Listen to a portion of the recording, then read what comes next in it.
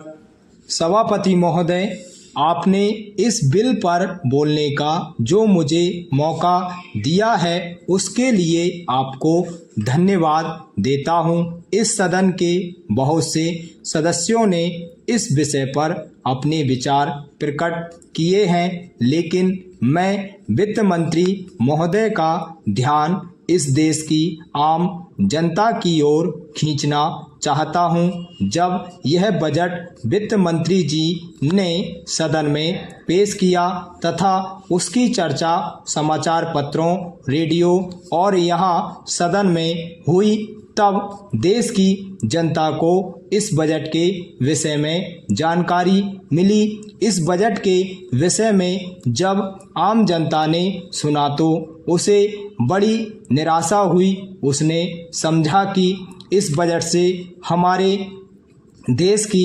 अर्थव्यवस्था स्थिर नहीं रह पाएगी। इस बजट को देखकर देश के सारे किसान और मजदूर दुखी हैं। किसानों के लिए बहुत सी बातें कही गई हैं। इस बजट में कहा गया है कि किसानों को बहुत सी सुविधाएं दी गई हैं, लेकिन वास्तव में किसानों के लिए क्या किया गया है यह मेरी समझ में नहीं आ रहा है।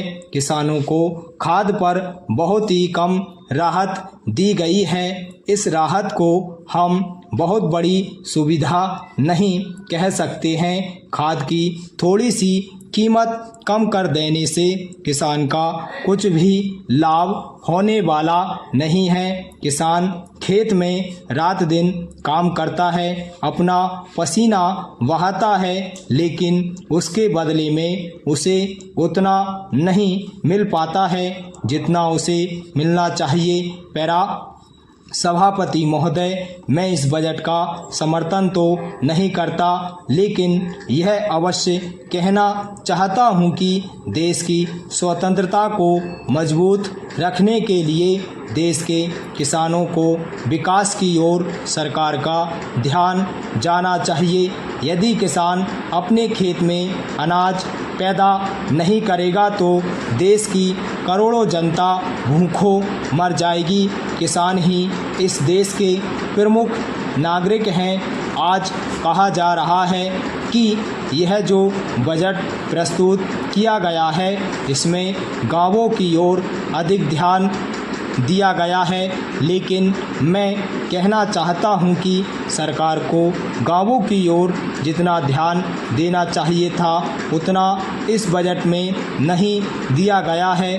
बैंकों से जो ऋण दिया जाता है वह गरीब किसान को कम और उद्योगपतियों को अधिक दिया जाता है। यदि बैंक किसानों को ऋण देते भी हैं तो उस पर बहुत अधिक ब्याज दिया जाता है। मेरा सदन से निवेदन है कि इस विषय पर विस्तार पूर्वक चर्चा की जाए।